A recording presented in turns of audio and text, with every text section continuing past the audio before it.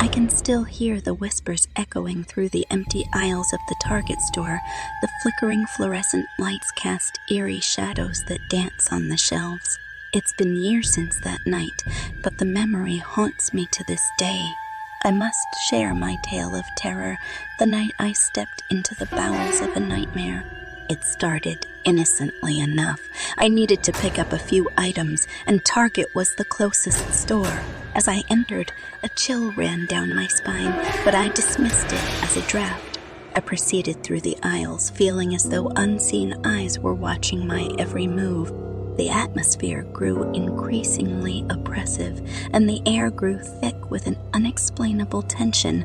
The normal hum of shoppers and cash registers was replaced by an unsettling silence. I felt as if the store had become a world of its own, disconnected from reality. I made my way to the back of the store, passing rows of merchandise and towering shelves. The further I went, the more the feeling of being watched intensified. Suddenly, a flicker caught my attention, and I turned to see a row of shelves stacked with dolls. Their glassy eyes seemed to follow me, their painted smiles twisted and sinister. I hurriedly moved on, desperate to escape the unnerving sensation.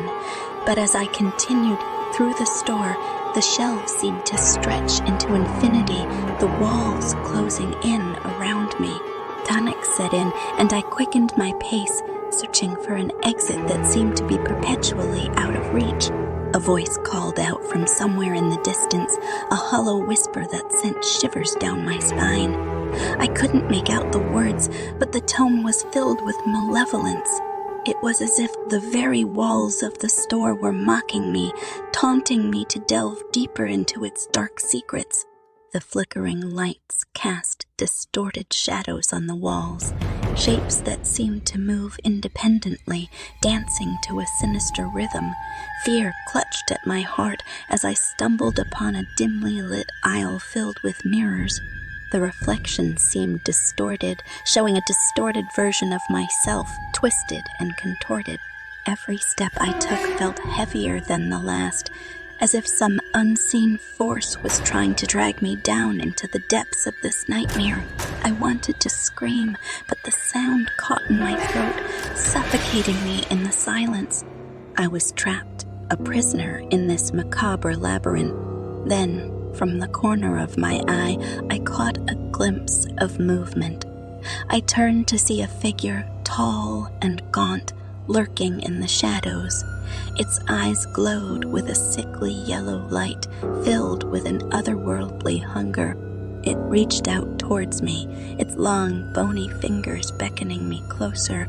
Finally, I burst through the exit doors, gasping for breath as I stumbled into the safety of the outside world. The night air never felt so refreshing, washing away the suffocating grip of the store's darkness. I vowed never to return, to leave behind the horrors that lurked within those walls.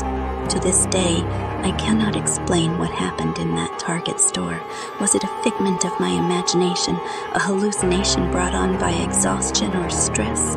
Or was it something more sinister, a malevolent force that dwells within the aisles, preying on unsuspecting souls? I caution you, dear listener, should you ever find yourself in the presence of such a store, heed my warning. Be wary of the shadows that dance upon the shelves, for they may hold secrets too terrifying to comprehend.